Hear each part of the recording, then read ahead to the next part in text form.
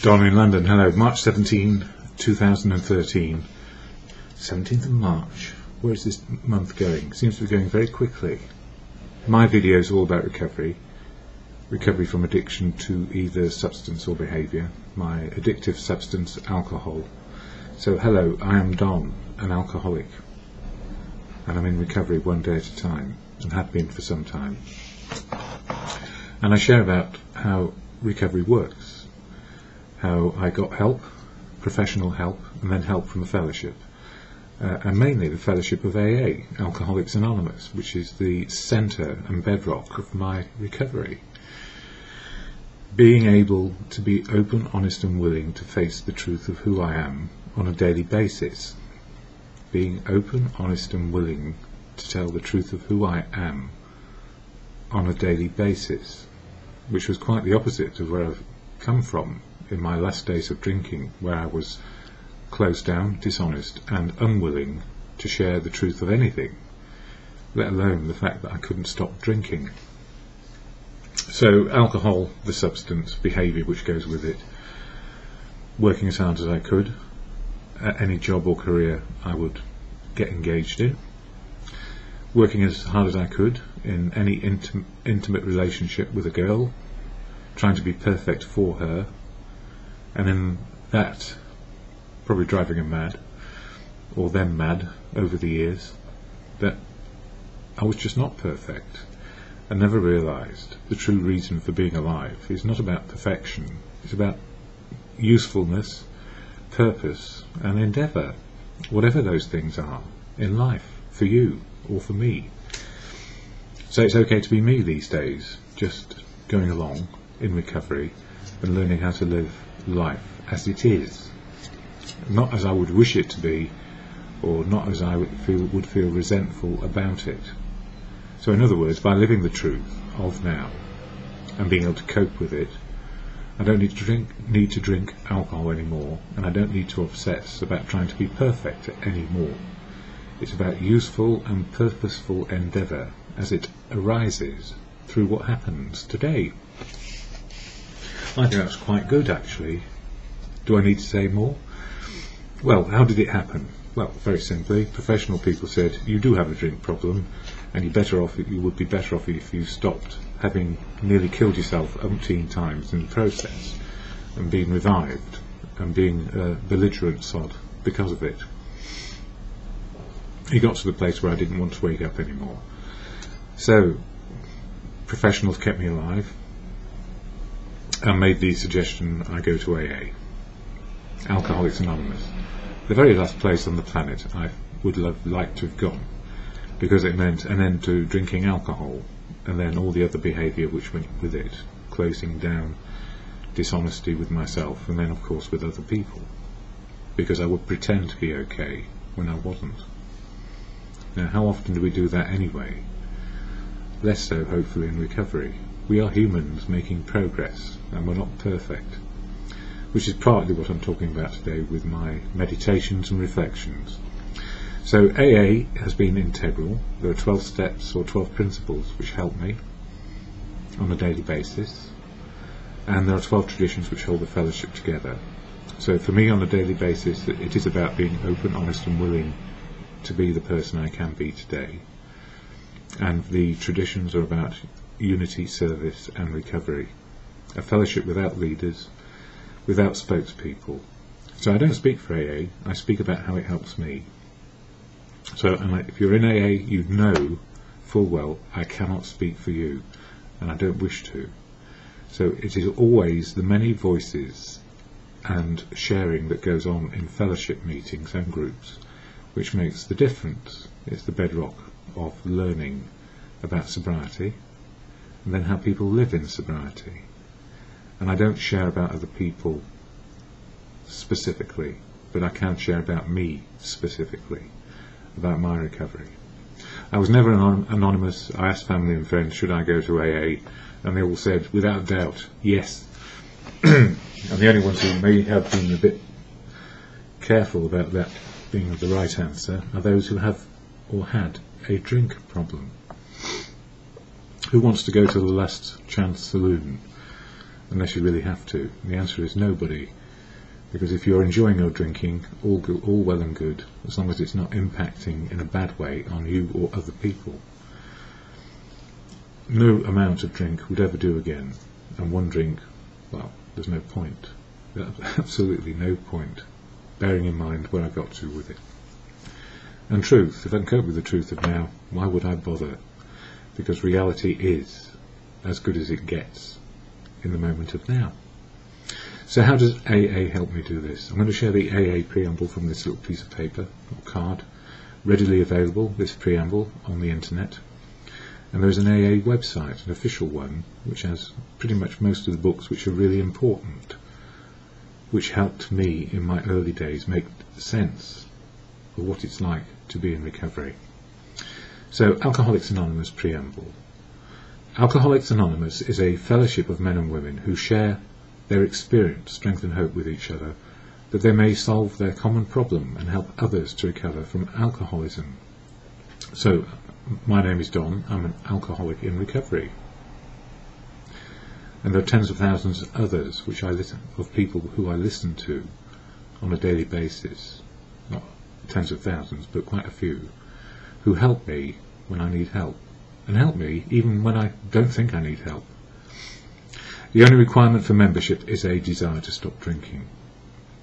There are no dues or fees for AA membership. We are self-supporting through our own contributions. So, in other words, if you have no money, it won't stop you coming. You're allowed, you're absolutely welcome, if you're potless and penniless. Now, this is important. AA is not allied with any sect, denomination, politics, organisation or institution, does not wish to engage in any controversy, neither endorses nor opposes any causes. And whilst that is true of the fellowship, everybody in fellowship is allied with either sects, denominations, politics, organisations or institutions, and does engage in controversy, endorsing and opposing causes. So you can be yourself. And if you're not yourself when you first get there, because I wasn't, you start to become yourself, and then you can do whatever you like. You have the freedom to choose what to do without a drink. Sounds pretty good to me. And the reason for that, our primary purpose is to stay sober and help other alcoholics to achieve sobriety. So you will hear about other people's affiliations and ideas, and they share their experience, strength and hope of recovery, which is always coloured by real life experience. But it doesn't mean you've got to join in with other people's ideas, beliefs and opinions. You just don't. You have your own, or you develop your own as you go along. So the fellowship is there for recovery. You'll hear everything under the sun. You'll hear the worst stories and the best stories about recovery. And you'll hear people telling tall stories as well. I'm sure I told a few along the way because I wanted to exaggerate to make a point. But then it becomes pointless, because real life is more interesting than any fanciful ideas we may have had in the past. Reality is just fascinating. Fascinating to be alive and living reality. Which may seem a bit weird, because we all read books and stories and watch films and TV, and it's drama based on real life. Where else would it come from? Apart from fantasy and science fiction, of course. We do like fanciful stories, don't we? But when it comes to alcohol, it really doesn't play a part anymore in how I live my life, other than I go to fellowship, have loads of friends, inside and outside fellowship, and get on with life. So what's been on my mind this morning, March 17th, 2013? A voice of truth, love and wisdom shared can help. So when somebody is sharing their truth, love and wisdom, it can help anyone. Many can feel the benefit of when one person is able to share the truth, able to share truthfully about what life is like today and where they have come from. Listening to a friend yesterday, it made all the difference. And then having had a conversation and trying to help another person by telephone throughout the day, and then one voice can help me gain perspective about my feelings in the moment of now. Because sometimes we're asked questions about past experiences and what did you do and how did it go. And I've learned a lot since then about past experiences and what I would do today. So how does the higher power work in my life? And March for me is all about step 3, coming to believe that there is a God which can help me, or a higher power which can help me. And in my world, truth, love and wisdom is my higher power. Gandhi said God is truth, God is love, and that suits me fine. God works through people, and so does the devil. So you've still got to use your gumption and your common sense. Some people will lead us up garden paths. Some people will put us on the motorway of recovery. That's life. Helping another person is truly beneficial, not only if they feel the benefit, which sometimes they don't. I feel the benefit too of being helpful, and even if I'm not helpful. Not so much in my case to do with the recovery yesterday, more to do with looking after oneself and being sober so the rest of life can happen. In recovery, sometimes we work harder and other people stand around and watch as we put more and more in, and they stand still. Sometimes people do take advantage of our good nature, and we end up, if we are not careful, with a huge resentment against ourselves and other people. Learning what we can do and what is right to do, learning the limits and boundaries so we don't overstep and make a rod for our own back. And then it's the cannot do as well, because we don't want to beat ourselves up or feel like we're overdoing it to compensate for other people. When other people procrastinate, let them. Do your part and negotiate the boundaries as time permits today. So the sooner you start doing something about what you can do and what you can't do, where it is acceptable and unacceptable to you. And don't forget, in recovery we do have a sense of guilt and shame, which can lead us into overcompensating. Yeah, well, that's what I say next. In recovery we can overcompensate, so we feel better and feel we are making amends for times past. We can be doing that. Maybe we have to put some extra work in, but then there are limits to that. What I'm saying is that we are part of the world, and the world is not there to exploit our desire to be useful and purposeful. And we can find ourselves in strange places with strangers who we thought were friends or co-workers with the same ideals and with the same energy to make things happen. The wisdom to know the difference in recovery is on offer. We can play our part in matters and cannot play the part of others when they are letting either us or themselves down, or the endeavour will not happen unless we fill in the gaps that they ought to do. Don't play the martyr, and don't exhaust yourself, or sobriety will come undone, and a drink is never far away. So every time, sometimes we do fill in, because somebody's not well, or something's not going right. But if other people stand around and watch you working while they're idle, or they just don't feel like joining in, stop and ask yourself, what are you doing? A meeting and the sharing was all about men and women sharing their feelings about what is happening to them. So a meeting about feelings, and this can drive some people mad because they want the steps and they want the thinking answer, the logical answer to recovery. Well, don't forget, recovery is an emotional and spiritual learning.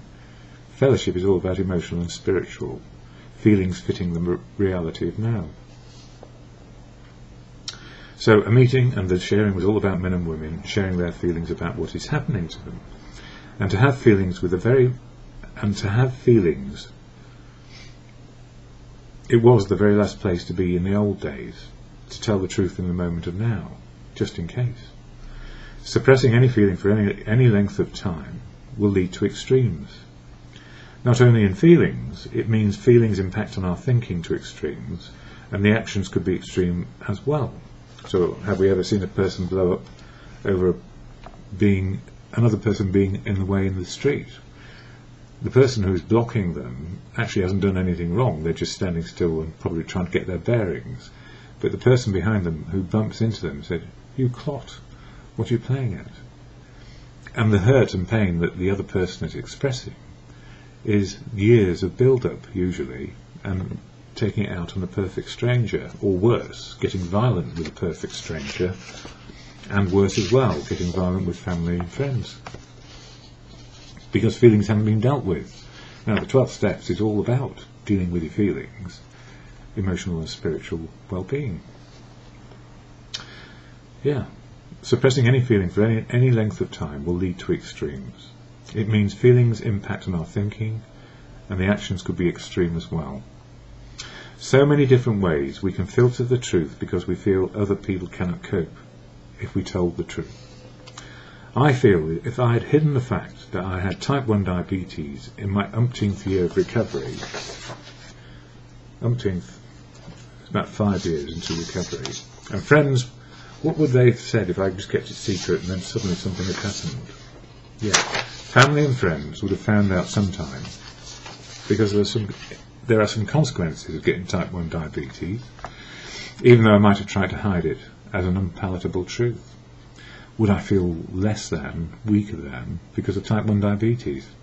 The truth of my illness and type 1 diabetes was a revelation to me after a year of feeling horrible and knowing there was something drastically wrong. It took me repeated visits to my GP, who thought I was fantasizing because of my alcoholism, even though it was some years down the line, and that it was all in my head, and that was what was wrong. It was my mind was playing tricks on me. Maybe they thought I was trying to gain attention, I don't know.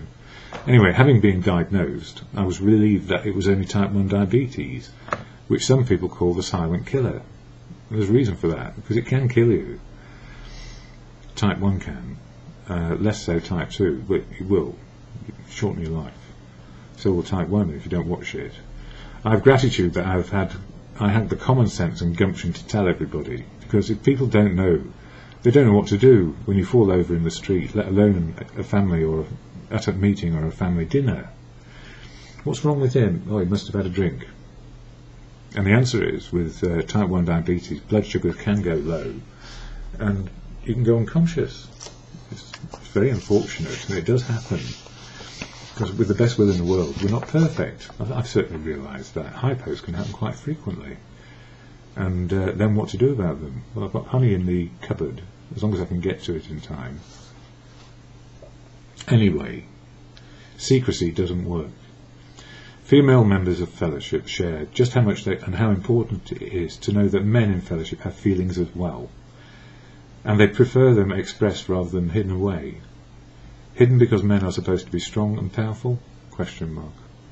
The strongest men have always shared their feelings as leaders and as men being themselves.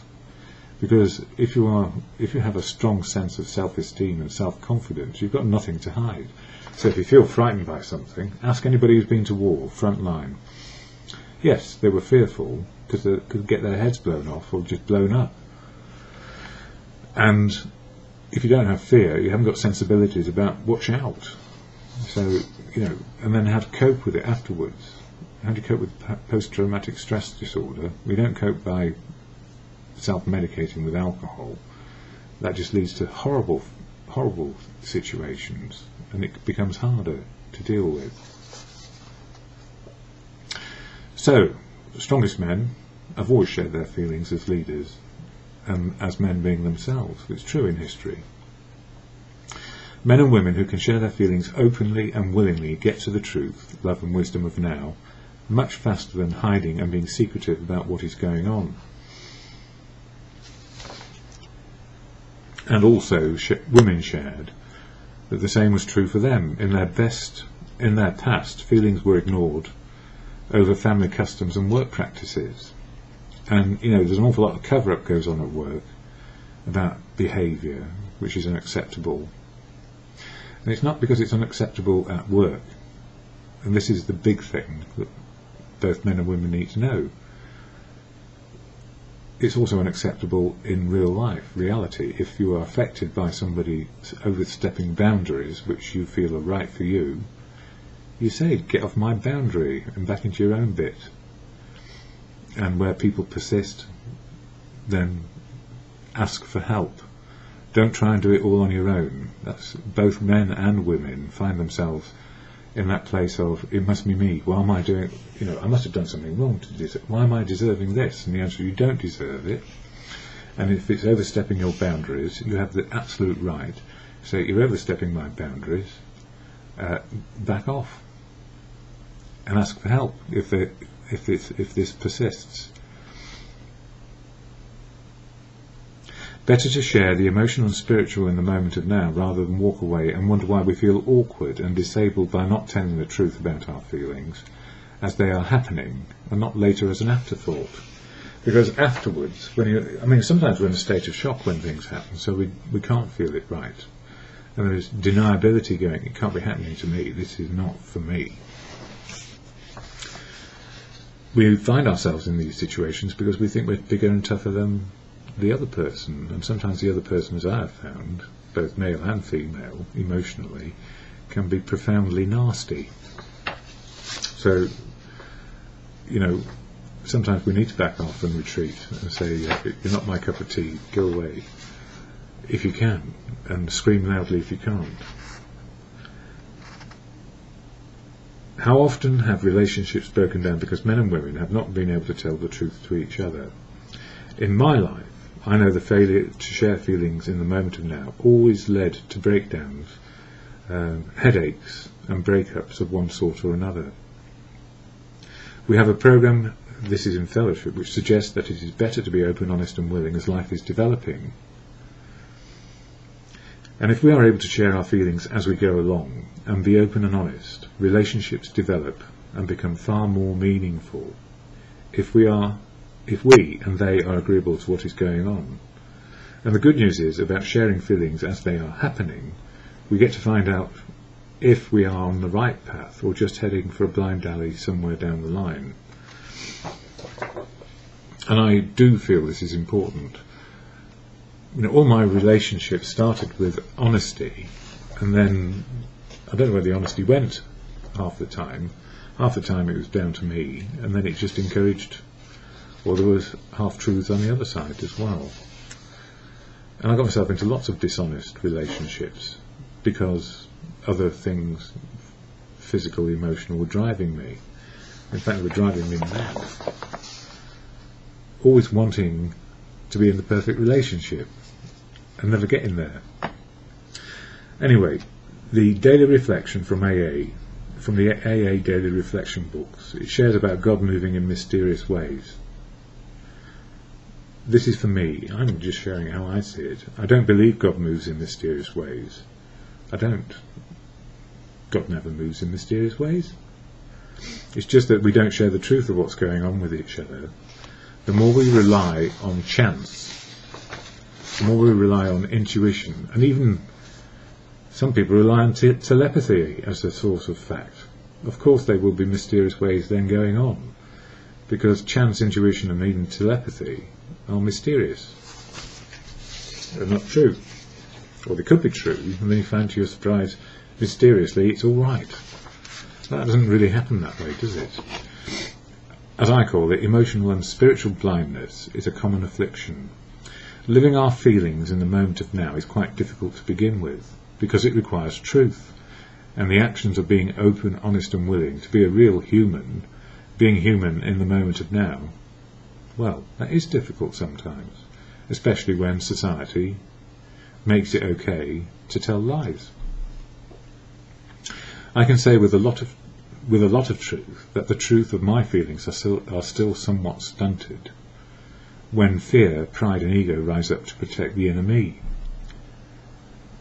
I'm getting better at this, letting go of pride and ego, and the fear which stops me from telling the truth.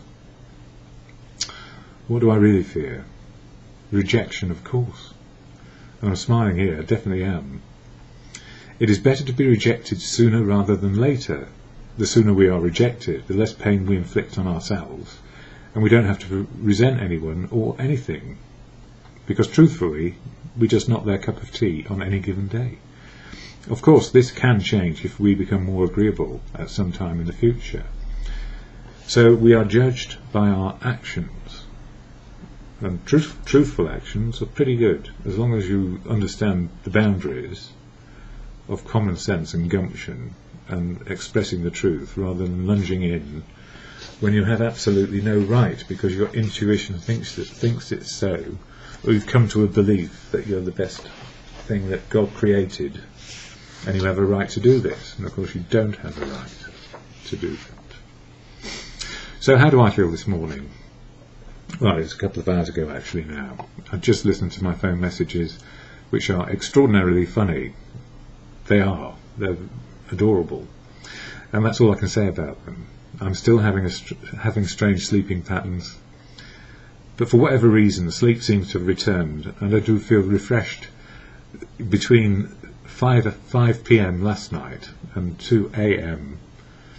I was mostly asleep. I must have been just tired and exhausted, and because of my particular way of life I can do this. Well, not all the time, because I'd never get to see anybody. But the point is, if you're not getting enough sleep and suddenly you do get some sleep, in my case, with all the other stuff that goes on physically, sleep is absolutely mind-blowingly wonderful. How do I feel? Well, I feel refreshed. I feel emotionally okay and happy and serene just now, which I do. The world still turns.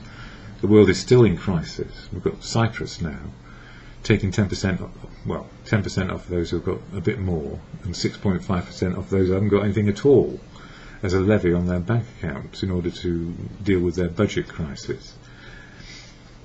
It's a very novel thing to do.